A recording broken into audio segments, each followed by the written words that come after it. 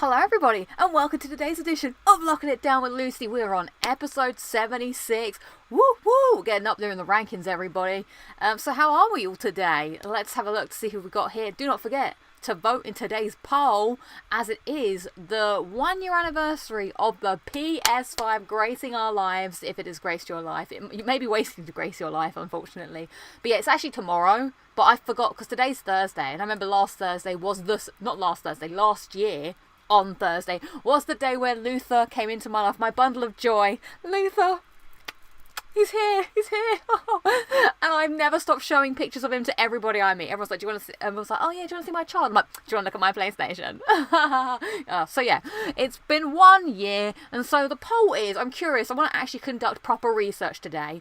Out of the people that watch the show, I'm curious who owns a PS5, who wants a PS5, and who sadly does not have one yet, but still does. So early scores on the doors are saying that 43%, smiley face, yes. No percent, that's not a thing. 50% are saying no, but want one, sad face. And then 7% are saying no, not bothered, face, bothered. They ain't bothered. Must be all playing those Xbox. What's going on with Halo? I don't know what's going on with Halo. Whoa, just a man in a suit, shooting people, I'm sure. Riveting stuff. Come at me, Phil Spencer. Imagine if I get him on the show. Next week's guest, Phil Spencer. Then I've really sold out. So let's see, who have we got in the chat? I see a new face. I spy a new face. I'm picking out you. Timothy Gospel. Hello. Hi, Lucy. Love your channel and videos are awesome. Keep up the good work. I'm currently working on getting the Platinum Trophy for Naruto Shippuden Storm 2. I hope I said that right. Well, thanks, Anthony. I hope I can help you get that Platinum in the next hour and 15 minutes. By the way, my watch is broken, but I keep looking at my watch.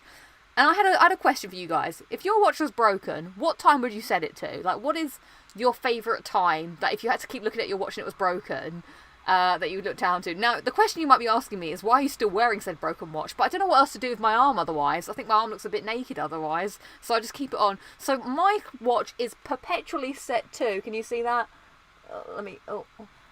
Arm movements are hard. I don't know how to navigate my arm. Why is this harder than necessary? Is that upside down? Oh, of course, my arm's upside down. That's why I'm struggling. It's 5 to 12. It's 5 to 12. It's always almost lunchtime for me, or very late in the night. Always very close to... Who doesn't want it to be close to lunchtime? It's always great when you're like, oh, what time is it? Oh, it's lunchtime. Even though I hate lunchtime. But it's just... It means there's a break in the day, doesn't it? Right. I am going to crack open my what am I drinking drink as I look at all your lovely faces. Let's see who we've got going on. I only said hello to one person. How rude of me. Bolt Boy Steve doing the mod work. Hello. We've got Jamie5310. Hope I've said that right. ASMR Attack. Hello. Robert War. Hi. We have... B. Collis 1202 says hello. Shadow the Hobbyist. Hey there.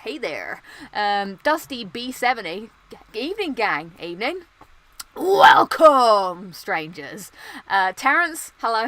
Harpo, hi. Oh, I spy another new face. Megatime Gamer. I really want a PlayStation 5, but I can never find one. It's bugged me for a while now. I just can't get one in my hands. Oh, I'm so sorry to hear that. Hopefully your time will come.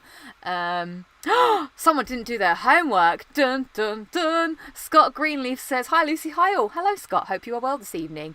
Dange says, got a PS5 on launch. I'm sure it was the 19th tomorrow. Yeah, it is the 19th tomorrow. I thought today was the 19th. I don't know. My time is all whacked. Oh, people are putting their times. What time will people say? So Shadow the Hobbyist is saying 11:11. Now 11:11, famously, you can make a wish at 11:11. I sometimes forget to do it. I always remember that Brian Bello, he won Big Brother. He said that before he went on Big Brother, he was lying in his garden and he looked up at the stars and he asked the universe, please can he win Big Brother? And the universe let him win Big Brother. So, you might be able to... I never want to cash in my universe card too often. You got to really think about it when you ask the universe something. So, I guess if I was going to ask the universe anything, maybe I'd ask my eyesight back, perhaps. Like, good eyesight. But yeah, I want to keep that. It's like a get-out-of-free jail card. You don't want to mess about with the universe. Jamie is saying, don't disrespect Master Chief like that. I'd like to see Nathan Drake slap him about a bit. I bet he'd be like, so you're the famous... Nathan Drake just knocked on the floor. So what we got time-wise? 7 o'clock. Why 7 o'clock? What time work finishes? 3:14, says Terrence. 7 o'clock. 7:42. 1 minute past 12. Interesting. Oh, yeah, 3:14 is pi. I see. 4 o'clock. Interesting. Eyesight can be fixed at least. Well, yeah, but with money and stuff. Ethereal Blessing is saying, hi Lucy, how are you? I'm glad you asked, because quite frankly, I'm parched, so I'm getting ready to drink. What am I drinking? Today's What Am I Drinking is sponsored by Wilco. Get things for cheaper or whatever. I found this tangible number in the fridge. It's a Tango, but it's a special flavour. It's strawberry, watermelon sugar free. Watermelon sugar free. I've never had it before, but it's meant to be good for me. So let's give it a taste. I've also got a new cup to drink from, specially gifted to me. I literally stole this from a baby. Ta-da! Oh, ta-da! It's a Lucy beaker. Lucy didn't show up. Little baby Lucy didn't show up to the birthday party, so Bethany said that big Lucy could have it, and it's a Tommy Tipple. So I won't even drop it over when I'm live streaming. All the important technology is here, and I don't want to I want to make sure I keep it all safe. So let's have a look. They had another flavour of Tango. They had a red berry as well, but I thought this sounded interesting. So let's go. Oh, that's a nice flavour, says Sir Dave. At least your carpet will be spared the spills. Exactly. Thank you, Bob Steve. So let's see. What have we got coming up on the show today as I pour out this drink? So for those of you unawares, it's homework collection. Teacher Lucy, Miss Reed is in the house here. And I assez vous everybody, as my French teacher would say. Homework was to listen to Nirvana Nevermind. We'll be talking about that later in the show, my thoughts. I've never done Album Club before. I'm not really sure what you talk about. I suppose the music, I guess. Music. We're going to be such musicians. You don't really get much in these little cups, but we'll see what happens. Also, I want to talk... I want to play a game today. It's been a long time since we've played a game. So at the end of the show, I need to time check myself. About 2:45, 10:02. Somebody remind me that I want to play a game. It might be a long one, might be a fun one, hopefully. Potentially, could be fun. About sci-fi films. So I thought that would be a little bit of fun. And then we'll have the regularly scheduled, additions to the show. So bottoms up, Baby Lucy. This is really good. Wow, what a flavour. It tastes like what it says on the tin. It's like got that watery, melony taste that you expect from a watermelon. That sort of like soft taste. But then the strawberry just punches in there. Now, how does one drink it with the lid on, I wonder? I've already got through it almost.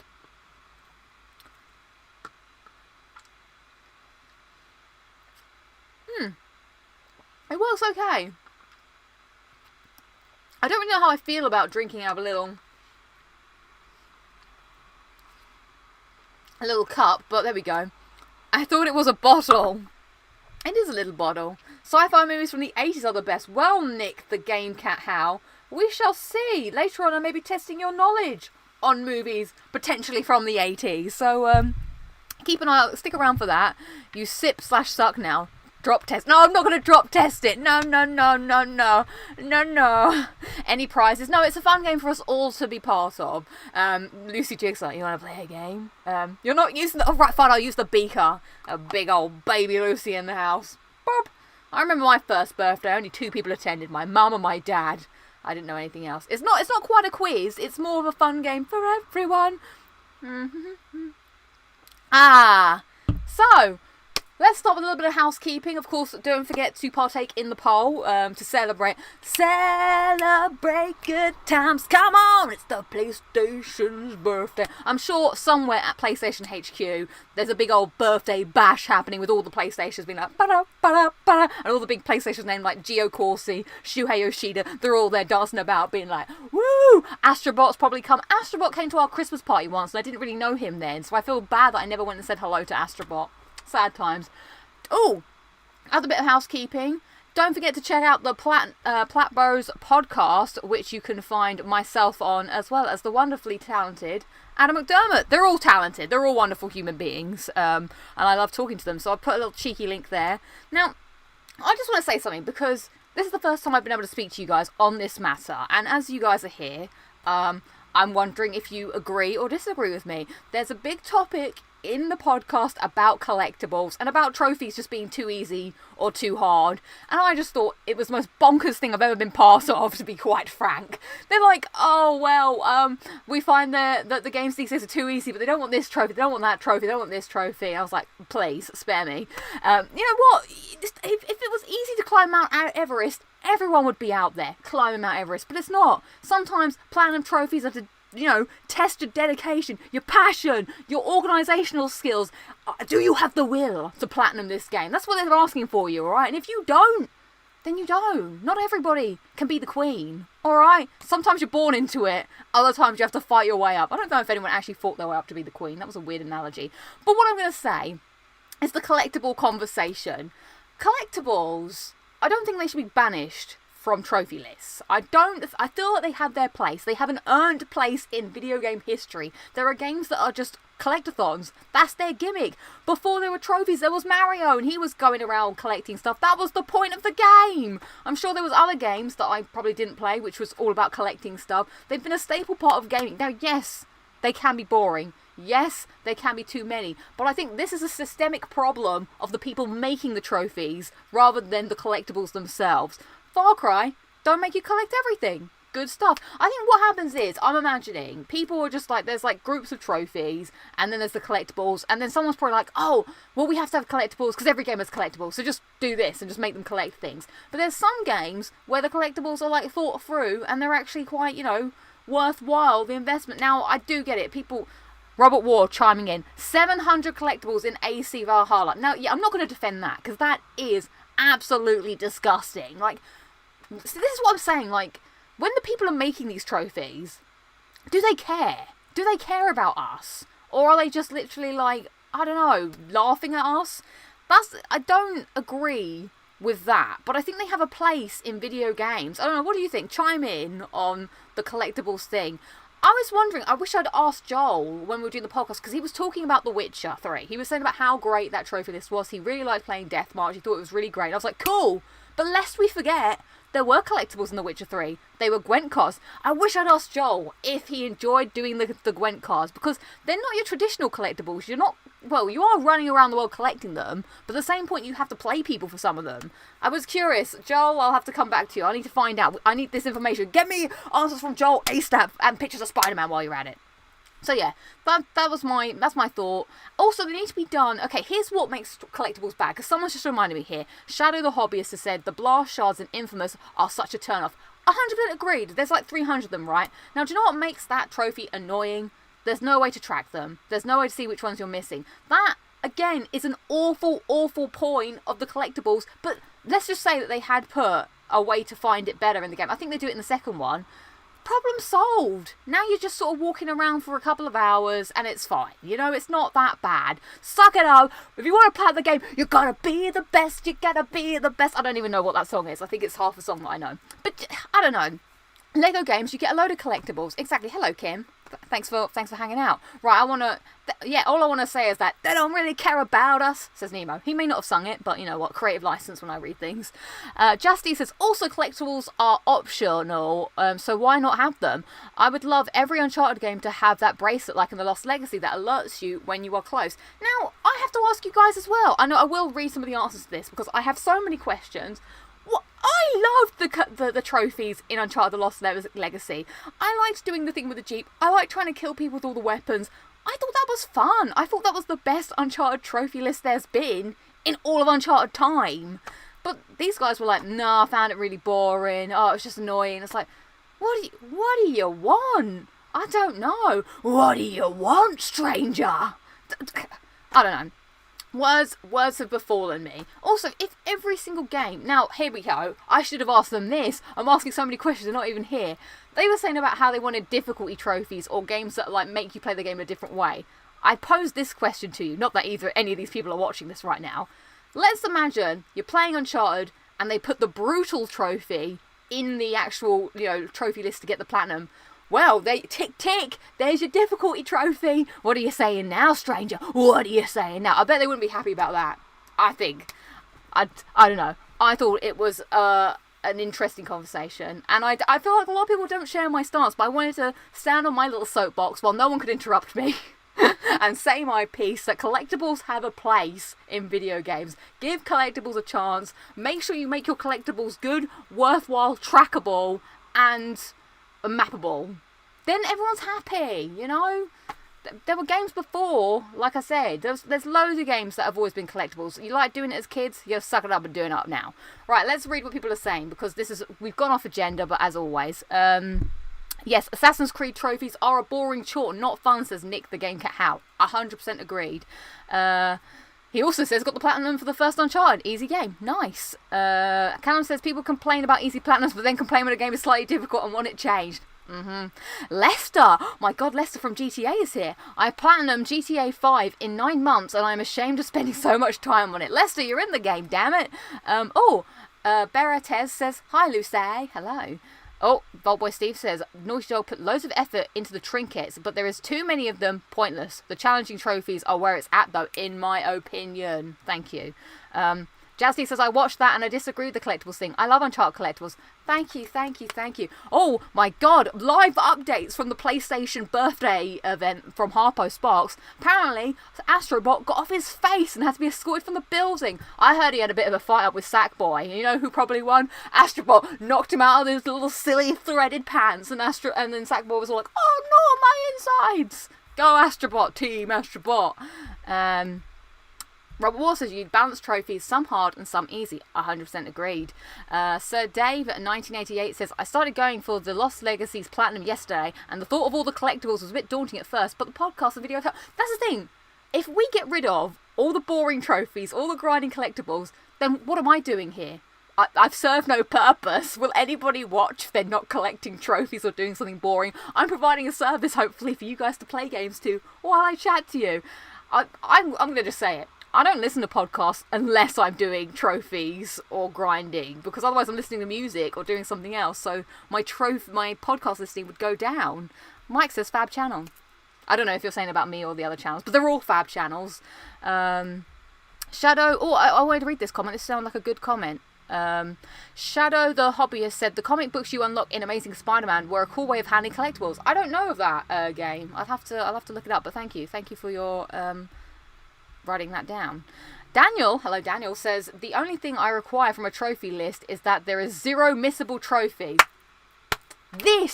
You Daniel have been promoted. You didn't even have a job at PlayStation, but now promoting you.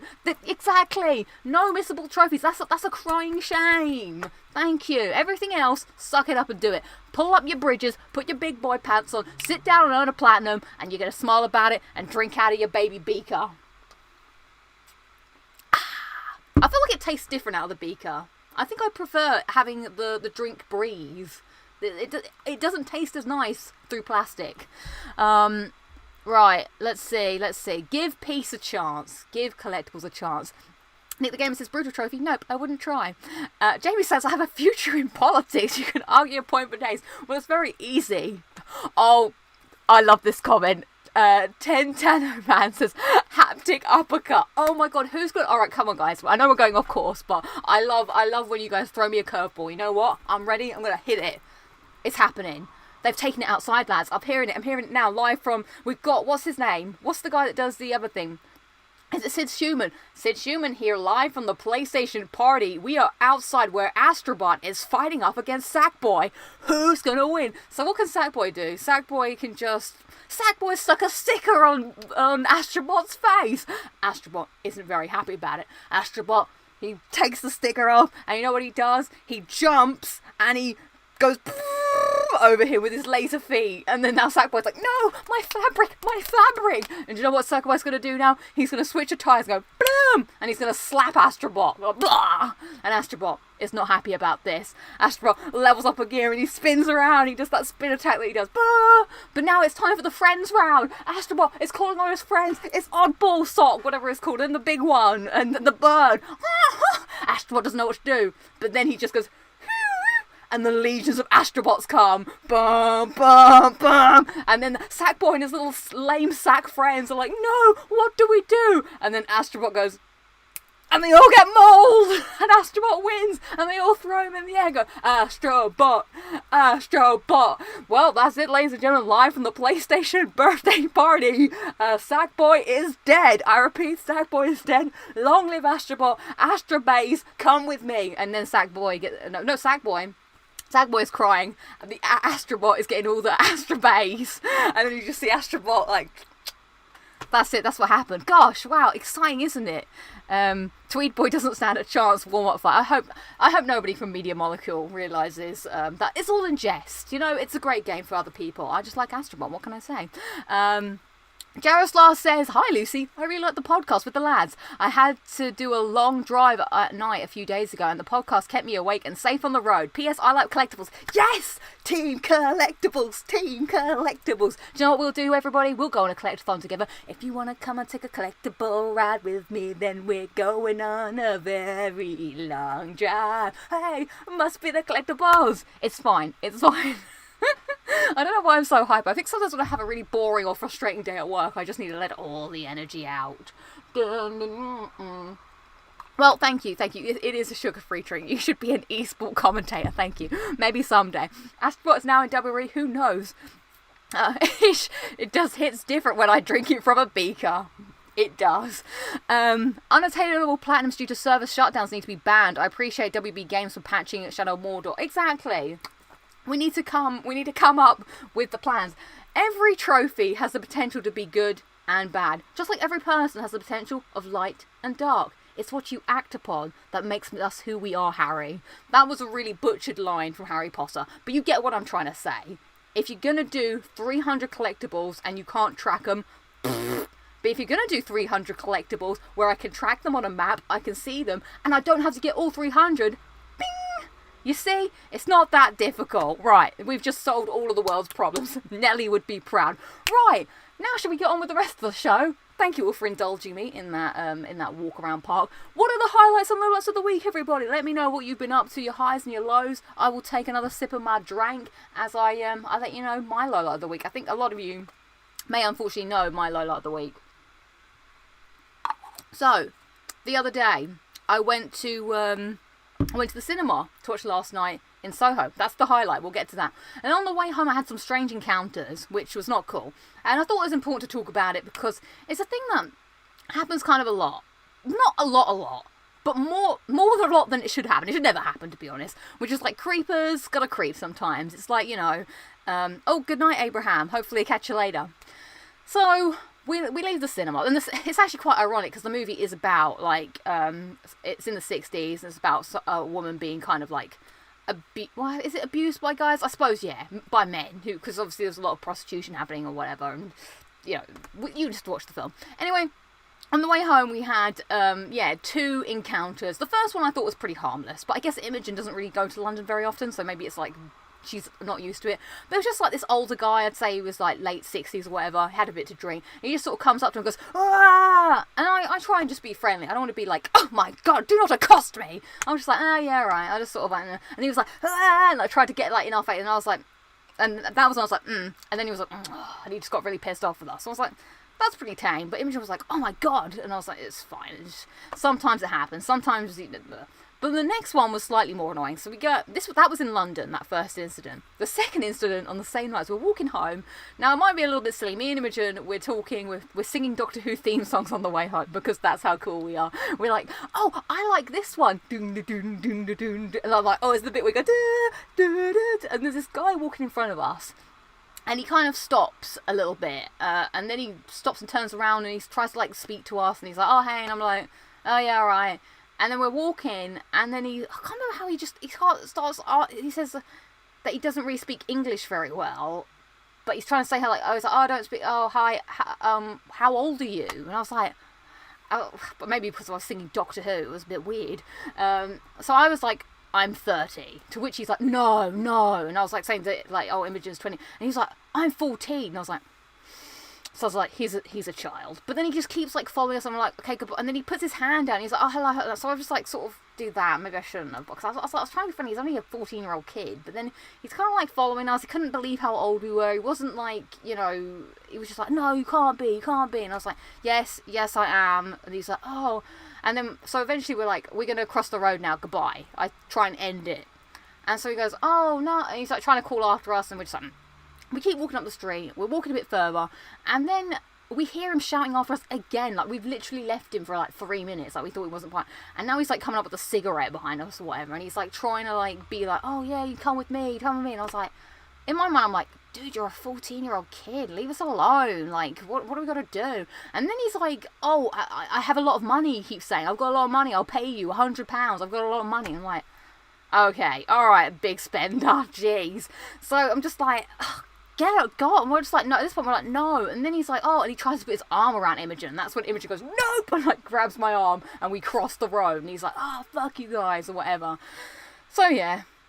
That is, unfortunately, the world that we live in, where I know, but I don't want to be that person that's kind of like, you know, get away from me all the time. I try and be at least nice to people, because if you start off with hostility, then it's probably just going to end in hostility. But yeah, it's just a shame that, you know, that happened, and that he was trying to, I don't know what he was trying to do. But yeah, that is my main low light of the week, unfortunately, is sexual harassment.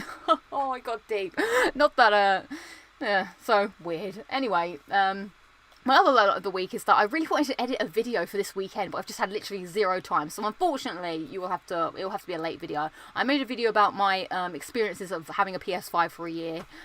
So you'll have to wait. I apologise. I've got a very busy weekend this weekend, but then next week I've got more free time. So that'll be good. So those are my highlights of the week. Let us throw it back to you in the chat. What's going on with you guys? What are your highlights and highlights of the week? And then I will go to mine. Yeah, it was alright. I mean, I never really felt that like, oh, it was just like frustrating. That it was just, and the worst part was the fact that it was so close to our house, which I was like, that's not good. Like, if it was in London and it's a bit more busy, then I don't feel like, but yeah, you know.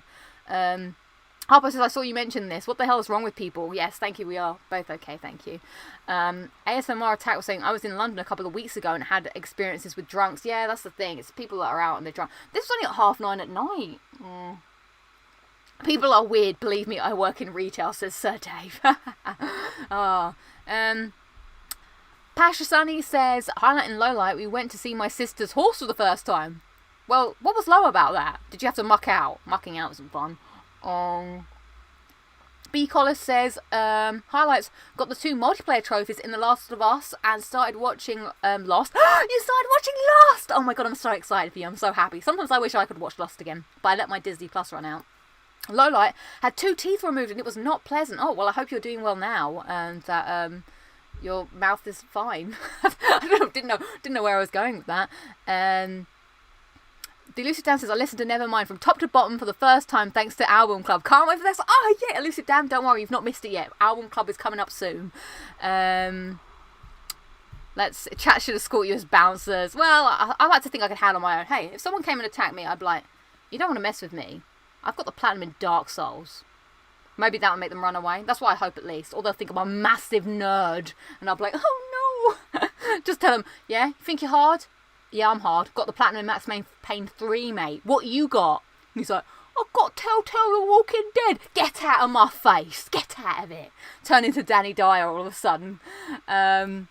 Harpo says, highlight, got a PS5. Lowlight says, was too ill to even set up PS5. Oh no, that was a real story of roundabouts. That went from highs to lows. Dusty says, low, totally stressful week at work. Oh, I'm sorry to hear that. Hi, as I'm, not high, as in highlight, as I'm overworked, I get to finish early. So also got the Mass Effect shiny. Congrats, nice. Oh, Lost update. B. Collis is saying, I'm enjoying Lost. I like Locke a lot, and his backstory is tragic. Oh, it is. I wish I could talk to you more about it, but everyone here has heard me gush over Lost way too long. So yeah, that'd be me flexing in the streets. Jamie says, highlight, Halo Infinite multiplayer got dropped early for the Xbox 20th anniversary. That's cool. Very rarely that happens. Sounds like you guys have had some good weeks going on. So I'm glad to hear that. Megatime Gamer says, I heard Soho is a bit dodgy place. Someone told me it's a red light district. Be careful going there. There's some weird people. Well, Megatime Gamer, it's funny you should mention that, because I recently watched Last Night in Soho, which is my highlight of the week. So I'm going to quickly talk about it now, about my thoughts. So firstly, I work around Soho, which so it was quite cool to watch a film that was filmed in Soho, and I'm just thinking, how did they film this? Because I recognised all of the locations. It was really cool to see like all the streets lit up. A lot of it happens at night. I was like, oh, I know that place. Oh, I'll go over there, and just like looking at all the shops that are around. So I really enjoyed the film. Do you know what made the film even better for me? Because I wasn't really... So I was curious to watch it because I like Edgar Wright and I like Matt Smith. By the way, there's a great Edgar... Oh my god, I keep saying it. Edgar Wright video on Vanity, YouTube video that is, where he goes through and analyses the best scenes from each of his films. Worth a watch. I watched that before this. It was very good. So yeah, I like him. I like Matt Smith. So I wanted to watch it, but I was a bit scared because it was like a horror psychological thriller. Imogen wanted to watch it, so she was like, come with me, and I was like, okay, fine. We went to the cinema in Soho Square. Oh no, not Soho Square, Leicester Square even. We went to so we literally watched Last Night in Soho. Went to the Cineworld, the one where they have the premieres. Oh my god, it was fancy. We got to the cinema and there were only 3 rows. It was just A, B and C, and I was like, I've never been in such a small cinema. It was quite an close and intense experience. Every seat filled, hanging from the rafters, sold out crowd, you know, they were all chanting.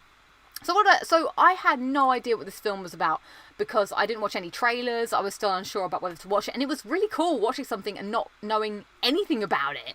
I kind of knew like something about the 60s and something about time travel, which didn't really give me much to go on. So I was quite surprised with what it was. You just sort of sit there and you're like, okay, you just let the story happen to you. Has anybody else seen it? I'm curious. I'm not going to spoil it, but I like films that leave you with something to think about at the end, and it definitely left me thinking, trying to work out what was happening. The themes of the film were quite interesting, and also I just thought the way it was filmed, like the cinematography was really great as well. I was very impressed. What's the movie called again? It's called Last Night in Soho. So I'll give you a quick premise. Oh, David Mack says saw it a few weeks ago. Was really cool. Our theatres were closed for so long that they all went bankrupt, says Kim. Oh no, that's really sad. Voltboy Steve was saying it was great, although it should have been 90 minutes, not 2 hours. Just dragged at times. I didn't really feel like it dragged. The Elusive Dan, yes, definitely check out that video. It's really cool to see him break down some of the best scenes. I found it quite enthralling, and I guess I found it... There was one point where there was a jump scare, and the woman sitting next to me and Imogen both jumped, which made me laugh, because I didn't jump, but them two both went, ah! And that was quite cool. I was wearing my mask, but there was a lot of times where I was so into what was happening, I could feel my face was hurting, and my mouth was like... Because I was just like shocked. I guess it's a little bit different because it is about like this woman getting like sexually harassed and stuff because, you know, being a prostitute, being led around and being chased. Like, I don't know, I guess maybe because I could relate, not that that's happened, but you know, I'm like, oh, that's a situation that I could potentially find myself in, hopefully not. But you know what I'm saying? So it had that extra layer of fear in that sense for me, where I was like, this is horrible, I hope this never happens to me, sort of thing. So it was quite unsettling, to say the least, but I did really enjoy the way the story was told and how it all played out. Also really liked the soundtrack. I was listening to the soundtrack on Spotify. It's got a lot of old 60s songs and stuff, which I just really like the colour schemes on the neon lights, the dark bright sort of thing. I liked, and the twist was very good. So I would recommend it. I thought it was good. Jose saying blind watching a movie can be a great experience. Yeah, I thought that was great. Yeah, if you like Edgar Wright, I would watch it. I thought it was good, and also support the cinema for the low films. So if I'm going to rate all of the films that I saw at the cinema, I'm going to have to go Last Night in Soho as my favourite film that I've watched in the cinema. Then Free Guy. I think I enjoyed Free Guy as well. Then Black Widow. Then Shang-Chi, and then Suicide Squad. So yeah, those are the 5 films I've seen this year. Yeah, so highly recommend it if you like any of those. Elusive Dan is saying he's a fun and quality director. It's always interesting to see what he does next. Yeah, exactly. I like a lot of his films. Some scenes were amazingly done from a cinematography standpoint, but alas, one can't talk about them. Yes, exactly. We'll leave it at that. I will say, are you a fan of horror movies, says Fabio? Not really. I'm more of a sci-fi movie person, which brings us on to our next topic. Ba-ba-da. The other thing I did at the weekend was I went to Milton Keynes and I went to a retro arcade and the Sci-fi museum. So we couldn't film anything in the Sci-fi museum, but I did manage to get some clips from the retro arcade. So please enjoy Clip of the Week. A proper arcade. How cool is this? We've got wristbands, so we have unlimited play. I've never been to a place like this before.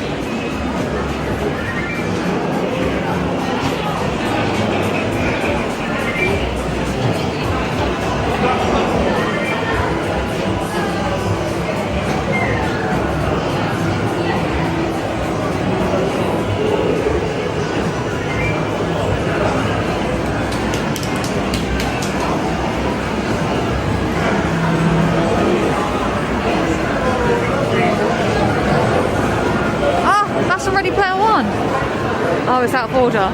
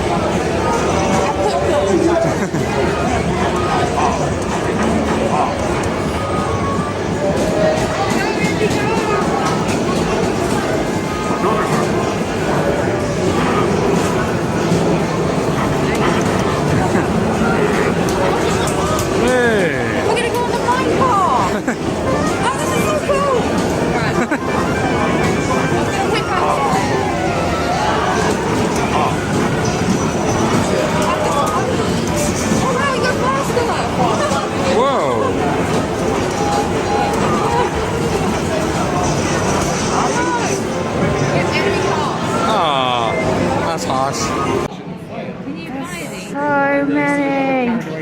It's a whole legion of Doctor Who figures.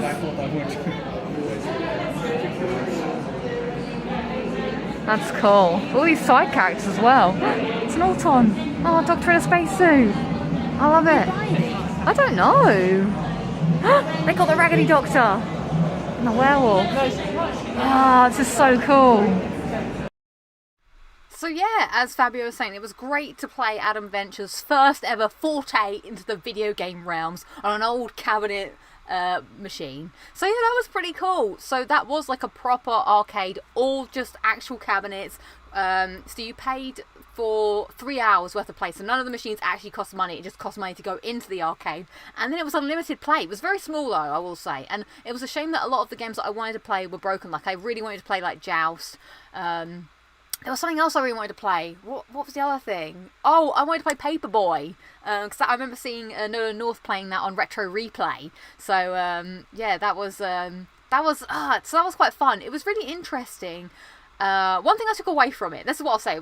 Like, when you're playing on a machine, that like a cabinet arcade, the controls can be anything they want the controls to be. Like, now obviously we have to be standardised to what the controller is if you're making a game. But I played this Tron game, and the controls were really weird because you had to, like, turn the knob and then, like, press some buttons and then go up and down. That was really weird. And then Paperboy, it was, like, doing this. And when I played Operation Wolf, I think it was called, the gun was, like, it was proper giving me, like, that was haptic feedback before haptic feedback was even a thing.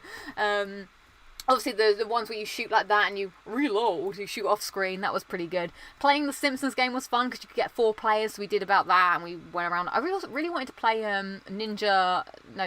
Teenage Mutant Ninja Turtles, that was there, but we didn't get to play it. So you kind of just have to hang around and hope and wait for someone to, you know, not be on a machine for a bit and then you go in. We played a WrestleMania game where they had like all the classics. They had Shawn Michaels, Bret Hart, Bam Bam Bigelow, Undertaker, and you just like wrestled each other. That was pretty fun. I didn't get to play Time Crisis, unfortunately. That was proper busy. I did play Outrider. That was fun. That was just like a driving game where you had the wheel as well, and that was pretty good. They had a dance machine there, but I didn't go on that. We'd just eaten like a massive meal, and I was like, oh blimey, I don't really fancy going on a dance machine. But it was a lot of fun to just go back and play some of those retro arcades. They didn't have Mortal Kombat that I could see. Harper says National Video Game Museum in Sheffield, if you're ever up north, Lucy. Cabinets and games for various generations. Oh, interesting. Okay, cool.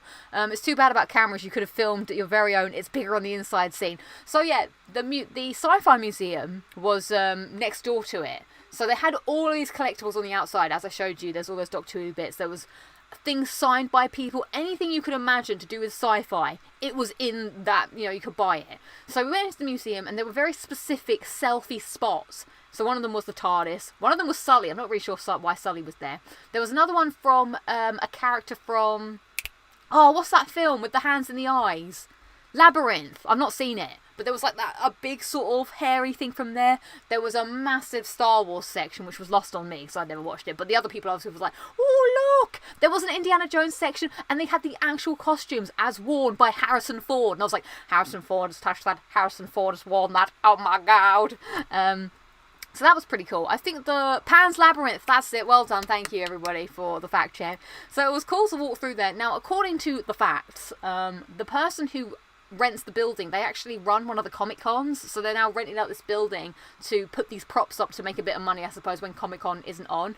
Oh my god, I forgot there was another really cool bit. So I walked around a corner and they had the whole set of Sherlock, like the latest one. So it was like the whole their front room and all the bits. We were just standing there looking at all the bits around the room. They had loads of props and stuff from all the films and TV, and then they had the TARDIS, which I was like, yes, you get to touch the TARDIS. Oh my god, it was so cool. There was a Dalek, there was some of the costumes, there was a clapperboard that had been signed by everybody. There was so much. There was all the Cybermen heads. That was my favourite bit. I was like, that's so cool. They also had like a small Back to the Future section where they had what was it, the gravestone for Doc, where it says, here lies Doc Brown. That was pretty cool.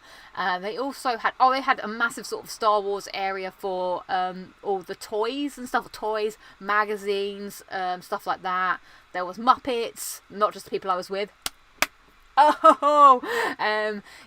I enjoyed it. It was quite short, but it was nice to see everything, and I guess they were original props, so that's why they probably didn't want you to take pictures and stuff. So yeah, that was a fun day out. I enjoyed a little bit of the, oh my god, I was so happy. I was like, the TARDIS! I was like, oh, there we go. So, that was my fun day out at the Sci-Fi Museum. Speaking of sci-fi, segue, we're going to do Album Club, and then I would like to do sci-fi, guess the top 5 best sci-fi films of all times with clues as done by me. So, let's move on to Album Club. So, welcome, Album Club, Album Club, Album Club! Welcome to Album Club, everybody, with your host, Lucy, aka LudiXP, where this week we are looking at Nirvana's album, Nevermind, which was released in 1991. It has 13 songs and is a total of 49 minutes and 15 seconds long. Last week I said to those of you who wanted to take part in Album Club to listen to the album, and we will discuss it now. Now, I have never done an Album Club before, so I'm not really sure how it goes down, but we shall see. Robert Wall says dog ate my homework. So give me a hands up in the chat. Did you do your homework? Hands up or a music symbol. This is not a test. Or is it? Will you fail my class? I'm now running it like a strict teacher. Welcome everybody to Album Club. We're here. We're going to be talking about the syllabus. Today's syllabus is, what would you call this? Grunge rock? Grunge punk? This album? So, for those of you who didn't see last week's episode, we came upon this album because I looked at the top 10 best albums of all time or whatever, and I wanted to pick an album that I hadn't heard. And I've never actually heard the Nirvana album all the way through. I heard bits and pieces. Oh, we're getting some hands up, we're getting some music notes. Chris J, gold star, elusive dam, triple gold clarinet stars. Jamie's giving me a high five. Yes, take that in your trumpet. Bolt Boy Steve is saying, gnarly was a homework glanced upon. It's grunge. Okay, thank you. We're getting some, yeah. Grunge for sure. Grunge. Cool. So we've got some classy some people in attendance. So my first question to you, everybody, is what was your favourite song from the album? Now, for me, it's hard because everybody knows Smells Like Teen Spirit. That is my favourite song from the album. It's probably a lot of favourite people's songs from the album, to be fair. So I want to try and pick one that I hadn't heard before. So out of the whole album, I think I'd only ever heard 2 songs. And the second song, I think I heard Come As You Are before. When that played, I was like, oh, I feel like I recall this. So I'm going to say that one, or I think the other one I liked was In Bloom. I enjoyed that. Hang on, I'm just going to give myself a quick blast so that I can refresh my memory. How does In Bloom go? Wait. Oh, wait, what it means. So yeah, I think that one made it to my liked songs. Now that was the only song on this album, other than Smells Like Teen Spirit, that made it to my liked songs. The other songs didn't really hit the mark for me, which may be a controversial opinion. So I'd say the album started off strong. I liked Smells Like Teen Spirit. I liked In Bloom. Come As You Are, fan. Breed, liked it. Lithium was good. After that, it went a bit downhill for me. None of the others really stood out. I really didn't like Polly, and I really absolutely hated Endless Nameless. That's my lead. I wanted it to end so I listened to this album twice, everybody. I did extensive homework. I listened once while doing work.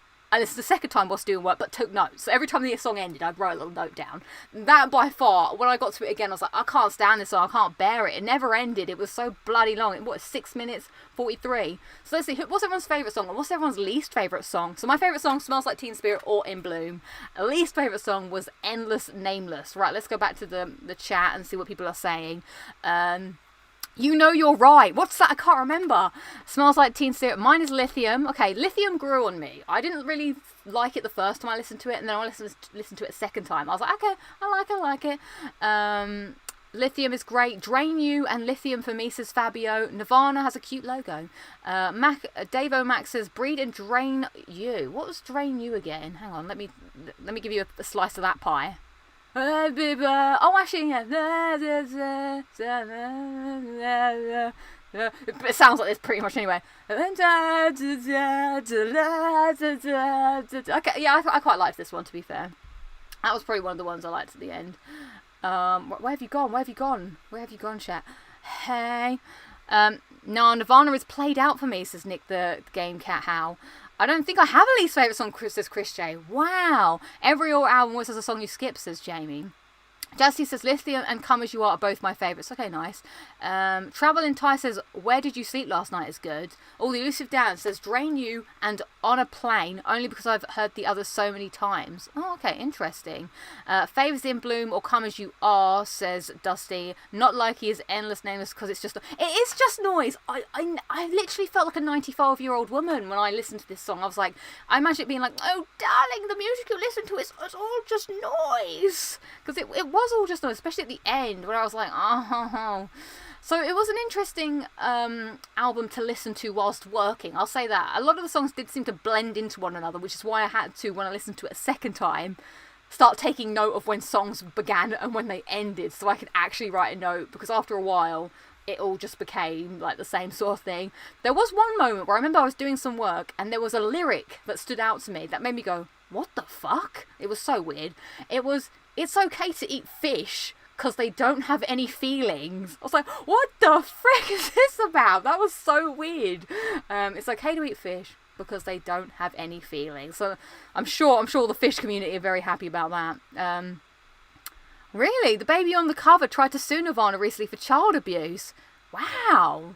But yeah, surely their parents thought that was okay, right? I guess. I know, I think it's a bit weird, I suppose, the album cover. I don't even know how that got through censorship, to be honest.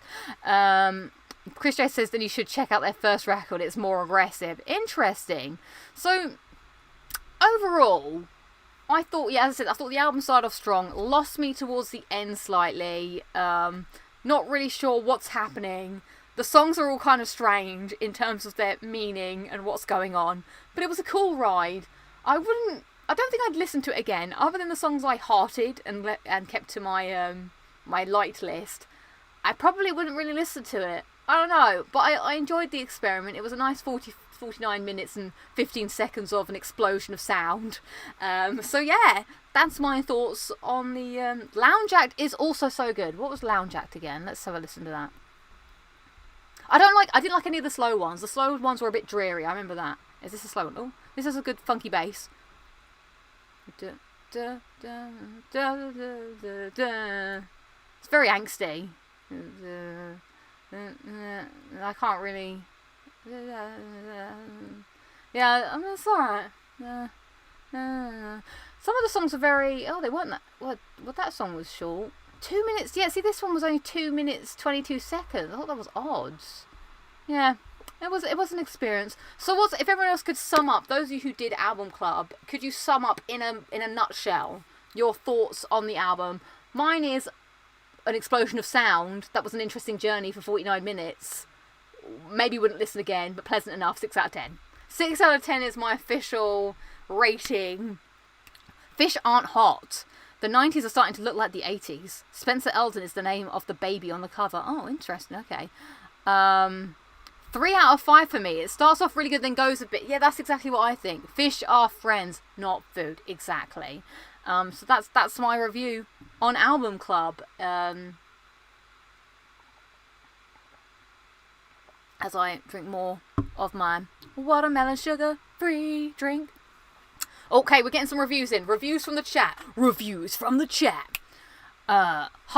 reporter, Harpo Speaks, says, I always thought that said Sparks. Have I been reading your name wrong this whole time? Harpo Speaks says, Endless Nameless was a hidden track on the CD, wasn't it? Something in the way with then 10 minutes of silence, then Endless Nameless. Interesting. Chris J comes in with his hot off the press take. Groundbreaking music that is a bit overplayed. Great record, fun to listen to as musicians. Oh, I liked that. It's pretty cool. Vaultboy Steve says, strong start, but limp fish. Oh, but limp finish. I thought he was trying to be, but limp fish. It's limp fish. Keep rolling, baby. Chocolate starfish. Jamie says, 7 out of 10. Would listen again. Thumbs up. Sir Dave 1988 says, I'll give it a 7 out of 10. Dave O'Mac says, it's in my top 10 albums of all time. Nirvana are number 1 of my bands of all time. That's pretty cool. Jazzy, I liked the first half of the album. That's my review. Thank you. Jose says, I liked the music more than the singing. Robert War says, I got detention, didn't do my homework. You see me after class. No one likes limo things. Yeah, some of the lyrics were bizarre, but it's not as sad as, like, you know, you're listening to your favourite song, and doesn't it suck when you find out that song you've liked for a long time, you've been singing along to it, and then you discover the true meaning is it's about blowjobs.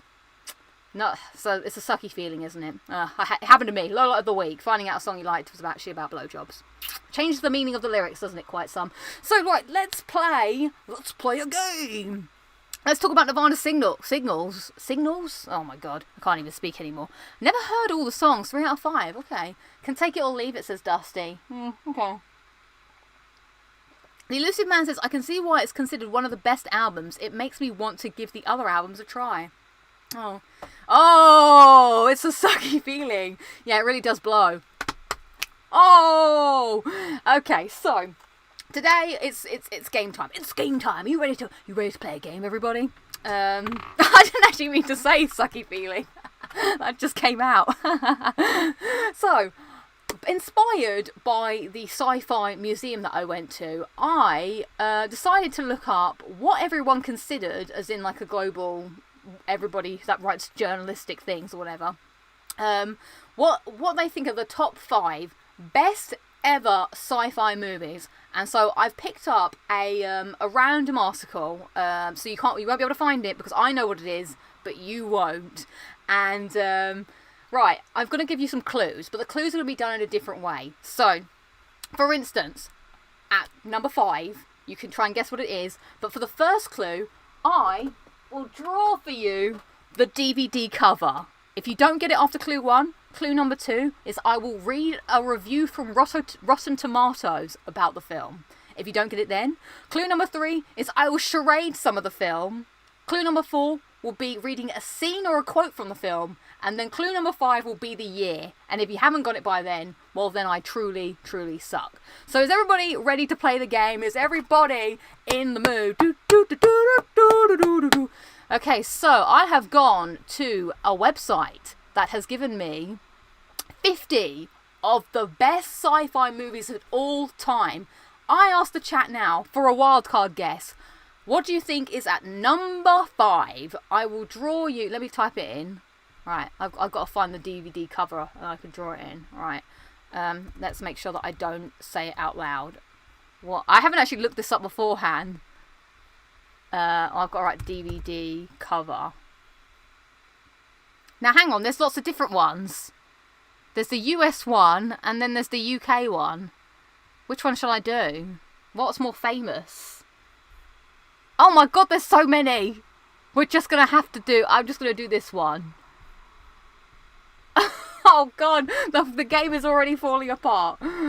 Right, well, I'll just do 2 then, I suppose. Good lord. Right, are you ready for this? The UK one. Oh god, I've got my hair all stuck in... I've got my hair stuck in the apparatus. Alright, this is...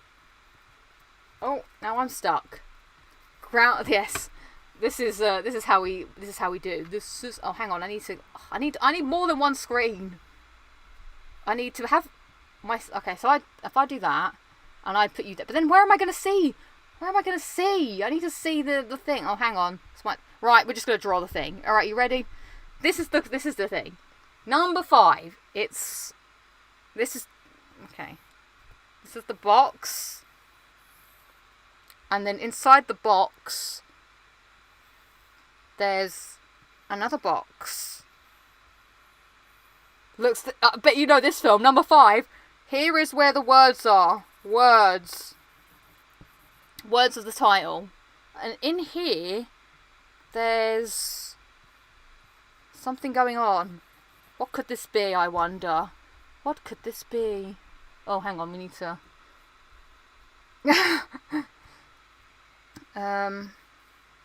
isn't the board the box? Fair point, fair play. Okay, there's this bit here that's happening, and then there's a bit here that's happening. And we're going out here. Then there's all this bit here. That's still there. And then there's a thing here.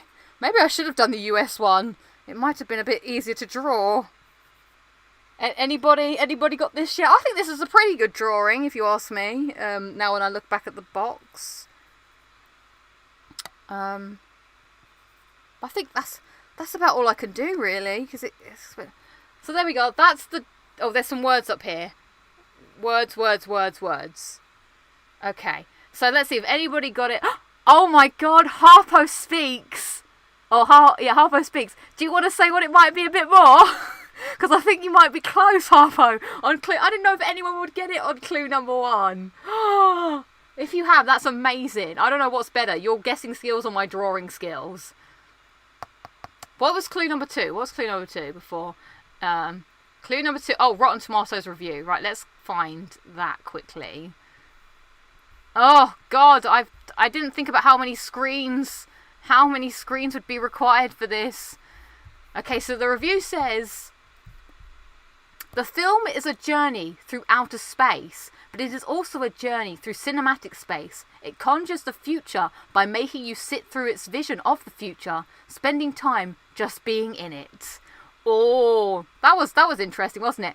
Hey, everyone's it's 2001 A Space Odyssey. I actually really wanted to see this film. There we go. 2001 A Space Odyssey. You did it, guys. Congrats. I don't know what gave it away.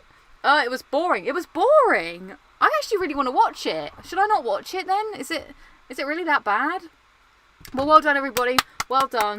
The most boring film ever. I like how we're also reviewing it ourselves amongst the group. So, and number 5, it's this, but everyone in the chat is saying it sucks. Alright, let's move on to the next one. You guys are good. Or am I just a good drawer? Okay, right, this next one. If you guys got this, I think you're going to be great. You're going to be great at this game. And maybe it'll go a bit quicker than I thought. Nicely done, but boring. Okay, the next film on this list. So what have they said about the film? Where is my list gone? Where's my list gone? Oh my god, my window is... They say, talk about scope. Stanley Kubrick's monolithic work of sci-fi might not have much in the way of a tangible linear plot, and yet it covers so much. The dawn of man, the space race, the arrival of artificial intelligence, greater space exploration, and a journey into the cosmic unknown. It's dizzying stuff, realised with technical bravado by Kubrick, open to endless interpretation, and with just enough narrative to remain compulsively watchable. From its gigantic rotating sets to its use of Strauss's The Blue Dabin, to its extraordinary climactic light show, 2001 is an audio-visual marvel, while its explorations of human evolution and where it might go next have already proved precedent. An extraordinary piece of work, deeply influential on decades of cinema, and one of the most one that entrusts the viewer to follow along on an instrumental sensory level. I want to watch it, but you guys are saying no. Okay, chat says no.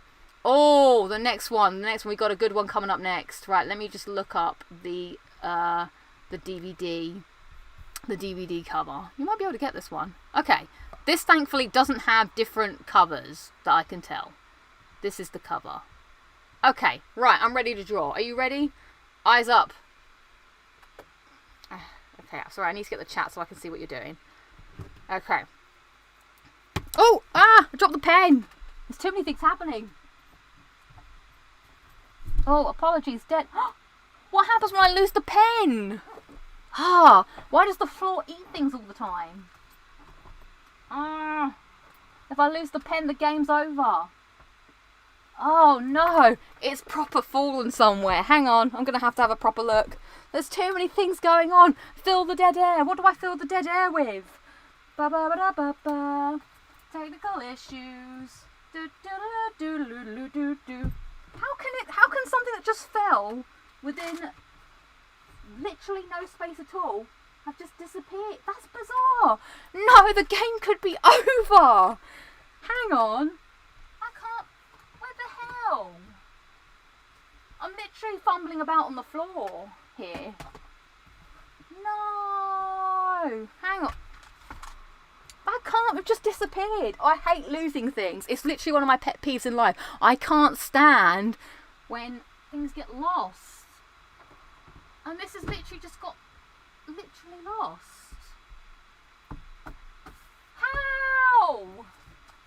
How has this happened? I don't want the game to end. What the hell? It's literally just disappeared. I need a torch. I need a light or something. Hang on. What? Does this not happen to anybody else? Just do that? No, I like drawing.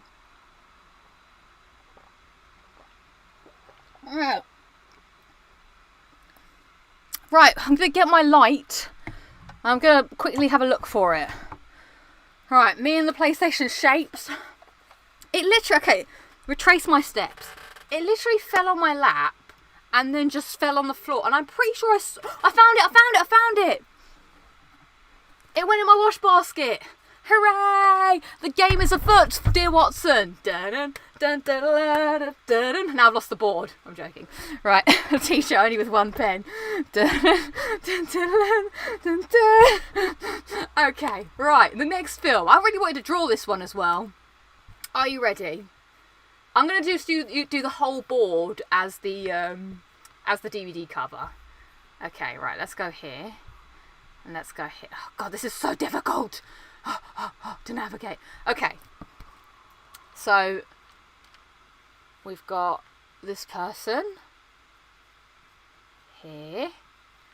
And this there. And then that.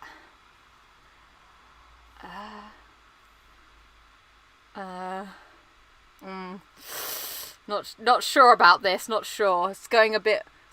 Oh wow! Demon of Rodriguez. It's the Matrix. You got it from just that. It's the Matrix. Is it because of my really great drawing of Keanu Reeves?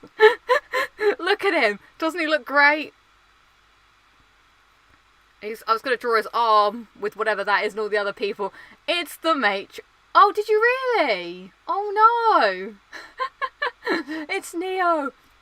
Let's see what the review has to say. Let's see. It's the cape that gives it away. Yes, you guys are really good at this game. Holy crap. Right, I'm going to keep the pen there so that doesn't go. So, The Matrix. What does it say? God, I thought this game was going to take forever. At number 4, The Matrix 1999. At the dawn of the internet age, the Wachowskis gave Hollywood science fiction a major upgrade. Drawing from cyberpunk anime, philosophy and religion, the sisters cooked up an era-defining tale that spoke to generational malaise. I need to learn to read. The rise of technology and the pre-millennial society ready to break out of its long-held programming. Keanu Reeves is a hacker, Neo, who comes to learn that the world isn't real. He and the rest of humanity are living in a computer simulation called The Matrix, whilst being harvested as fuel for sentient machines. But in learning about this unreality, he also comes to know how to break it, bending the laws of physics, seeing through the code, and uploading kung fu moves directly into his brain. It's one of the coolest films ever made, deeply stylish and incredibly visionary, incredibly visionary, particularly the invention of bullet time and the static camera rig that made it possible.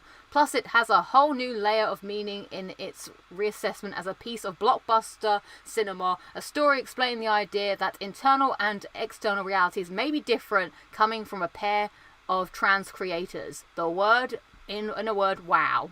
Cool. Alright, we've got the next film coming up. Is everybody ready for the next film? I just need to hope that my glasses don't give it away. Okay, I just need to type in the DVD cover. La la la la. Alright, this is number 3 on the list. Oh my god, has this got like 1 billion DVD covers as well? Why is nothing ever the same anymore? What happened to globalization? Globalization is dead. Well, I'm gonna go for... Oh god. There's like so many DVD covers. It's insane. What's this? Is this the one? I think this is the one. Okay. Right. Are you ready, everybody? Let's see. Are my glasses ready? You can see the reflection. Really? Is it that much reflection happening? Maybe I need to turn this light off. We'll have to go. We're going dark. Pick the first cut. Oh, hang on. That's not exactly going to dark. Okay, now the reflection should be less. I can't really see myself anymore because I've had to dim myself. Right, oh, we've got to get rid of Neo. Goodbye, Neo. There is no spoon. Right, number 3. Here we go with the cover. This is a hard cover. Okay, so we've got... That's the title of the film. It's here and here. And then there's loads of other words here and here. Okay. Oh, God, how am I going to draw this? This is an interesting piece of artwork that has been done by a very good, talented photoshopist. Okay, I think that looks quite good, to be honest. I'm quite into this. Oh, it's gone a bit wrong here. What is this? There's something weird happening here.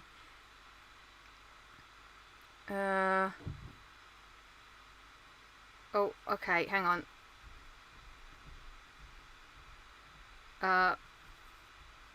You might start getting it now. I got little weird little alien people.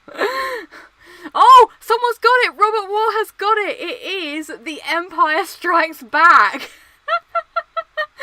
It's Star Wars Empire Strikes Back. Vader mask. It is the Vader mask, but that's meant to be Han Solo and what's her face. But they're all like morphed together because someone's photoshopped it so that there's like 1 billion people in it. But there we go. That's the DVD cover. I think there must be more of it here. That was Darth Vader. And that was Elusive Man. Oh, Elusive Man was for you. Well done. Elusive Man. Well done for getting Empire Strikes Back. That was number 3 on their list. How is that Star Wars? Well, clearly, that's Han Solo. That's Han Solo. That's Princess Leia. And that's Darth Vader. And that's the words. Han Solo and Princess Leia. Exactly. Oh, I see it now. So you've got to see through the code. Right, let's see what they have to say about The Empire Strikes Back. A film that I've not seen. Out of these, I've seen The Matrix, but I have not seen the other two. Right. If Star Wars gave us as much new If Star Wars gave us a whole new cinematic galaxy, Empire made that galaxy feel so much larger, deeper and richer. Bolstered by the original success, George Lucas shot for the moon a second time, around teaming up with the director Ivan Kershner to tell the story of Luke training under Master Yoda, Han and Leia, heading to Cloud City. That sounds like something out of Sonic. And Darth Vader dropping the daddy of all twists. Episode 5 ramped up the scope with more astonishing model work, dizzying dogfights and snowy Hoth battle, and a ferocious lightsaber duel between Luke and Vader. It is simply bigger and better than the original Star Wars, influential in its own rights with its downer ending and game-changing familial revelations. God, there's a lot of spoilers in this. As far as sci-fi goes, it's not the cinema of ideas, but it's a blockbuster spectacular, is near unmatched. Right, I'm going to stay away from this one. Okay, I know this film. Right. At number 2 on their list, let's see. What we're gonna have to... No Siri, down Siri. We do not want you, Siri. Then it will say, looking for, and it will blank film. Oh, God, this is a hard one to draw. Actually, is it, though? Where's... Oh, yeah, I know. I didn't know the spoiler was going to happen. Right, is everybody ready for number 2 on their list? Another film that I've yet to see, which doesn't really give you much of a clue. But we'll see. But I like how I had so much hope for this game. It's just turned into the fact that I can draw. Right, here we go. Let's draw it. Let's go. Okay, so we have letter. Actually, that's probably... Let's not do that. But there's something at the top here. Okay? And then... That's probably a bit big.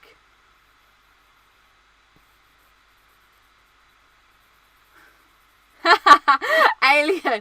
Yeah, you got it.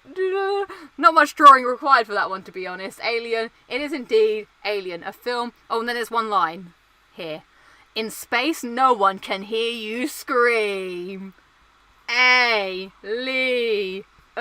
Oh, is that how you spell Alien? It is.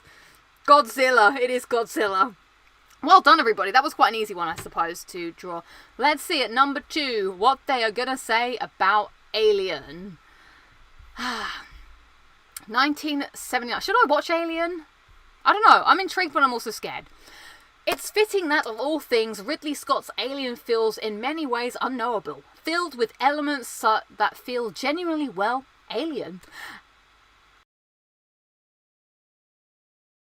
Down on the ravaged surface of LV-426 and discovers a mysterious hall filled with extraterrestrial eggs. It's clear that the human crew is well out of their depth, and once their quarantine measures are broken, all hell breaks loose. There's a warning there somewhere, from the dark, dank corridors of its space freighter ship to the unmistakable nightmare imagery of J.R. Giger? The arrival of Sigourney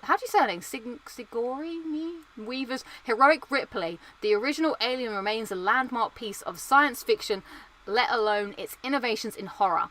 If it's essentially a slasher in space, it's full of reproductive ideas and phylactic imagery. What is this review? All penetration and impregnation and blood-spewing birth. Some science fiction makes us dream of the stars. Alien warns us of the sheer violent chaos awaiting us in the far reaches of outer space. Oh my God, what kind of a review is that? Is that really? Now I'm not sure if I do want to watch the film if it's full of that. Definitely watch it, but you will be scared, says Jose. Oh my God. Oh, you would not. The pit of slack if you've not seen any Star Wars films. Oh my God.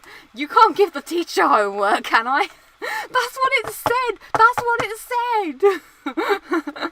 It was weird. Oh my God, you need to watch Alien. Ellen Ripley is one of the most iconic female protagonists ever. Okay. Oh my God, you're gonna make me watch space porn? At the end, I gave you homework last week. You can give me homework. Out of these 5 films, I will have to watch one of them. Alright, and I will try my best. Right, we are at number 1 now, everybody. What do you think? Do you want to have a wild guess at what is number 1 on this list while I go and find it whilst trying not to give you spoilers with my glasses reflection? Anyone want a cheeky little guess at what it could be? I'm not going to tell you yes or no if you get it right, but if you do get it right, I'm still going to draw it. Ooh. Oh, hang on, that's not what I want. How? Okay, I found what I am looking for. Let's put that over here. Oh god, it's another hard one. Okay, right. Let's see. We got some people saying things in the chat, but will they be right? Time will tell as the drawing begins. Okay, so we start off with text.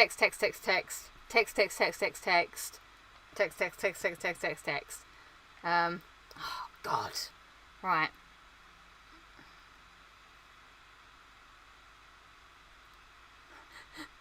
Is this like that guy, Bob Ross, that we have to just, I might, look at that. I mean, I'm not gonna, we're getting a bit detailed here in the drawings. I'm not going to look just yet because I'm quite enjoying where I'm going with this. Oh, it's going a bit wrong now. He's got a massive, he, she, whoever it is. Oh! Let's see. Everyone's saying it. I just don't want to. I'm just ignoring it because I want to try and draw the rest of it. But you guys are right. You got it from a long time ago. Oh, hang on. There's something else going on here. As you can see, my drawing skills leave much to be desired. But we'll see. Oh, that's got a little something going on to it. Maybe I should give this person some eyes. Make them less scary. That person as well needs more definition. Oh god, there's more things happening here. There's something else happening here. Oh, that's the same. You get the idea. Well, I say that, but you haven't actually. Has anyone got it? It is. I think a lot of you said it a long time ago, but it is in fact Blade Runner. Clearly, that's Harrison Ford. Oh, I should have done his eyebrows and his frown lines. So yeah, this is Blade Runner. There's some people. There's Man with a Gun. I think that's Harrison Ford. Some other people down here, and then some people in blue over here. Oh, and it's raining. It's raining. Oh, it's raining. Blade Runner, as done by Lucy. So that is number 1 on their list. Hair is good, to be fair. So there we go. Oh, Harrison Ford was on a lot of these films that we just went through. He was in like 3 of the top 5, wasn't he? Let's see what they have to say about Blade Runner. I could probably sit in the middle now. By accident, I got the wrong Blade Runner. I almost was drawing the new one. Right, here we go. 1982, Blade Runner. What sci-fi film can best Ridley Scott's genre classic Alien ?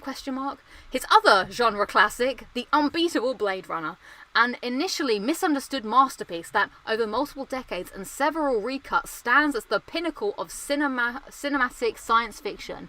Based on Philip K. Dick's Do Androids Dream of Electric Sheep ? Blade Runner conjures a bleak vision of the then-future 2019 Los Angeles.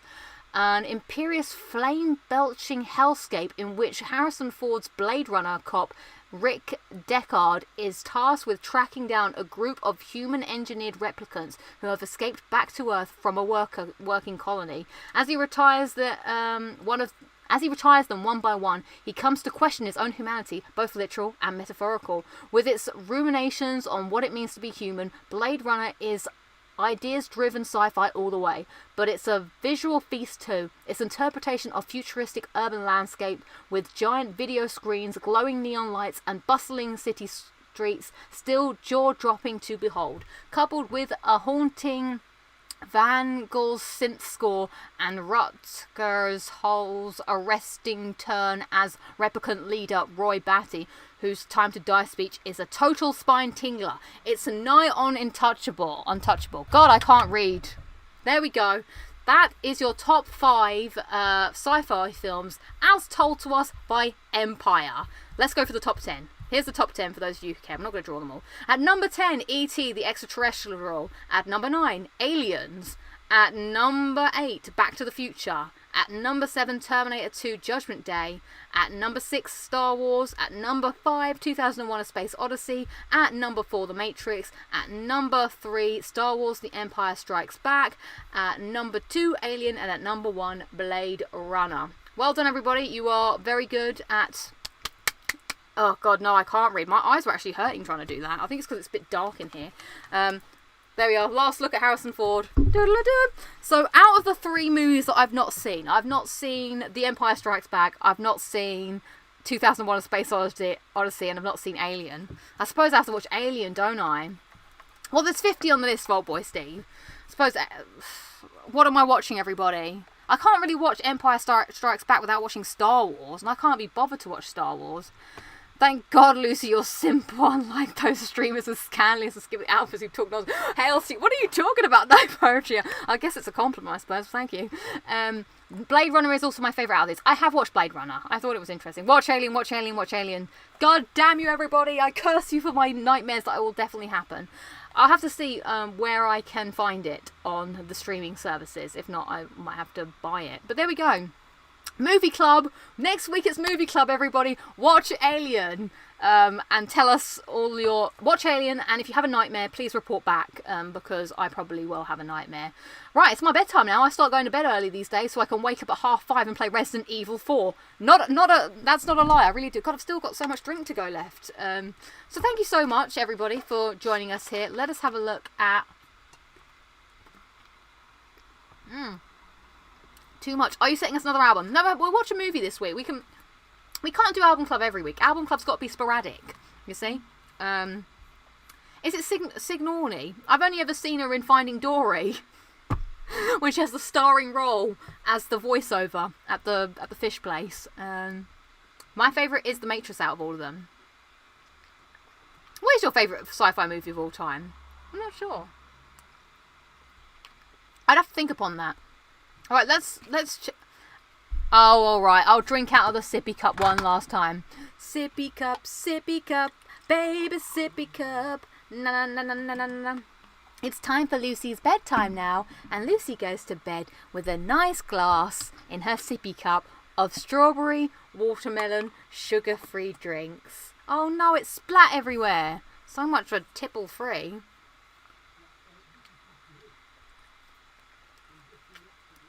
Bump.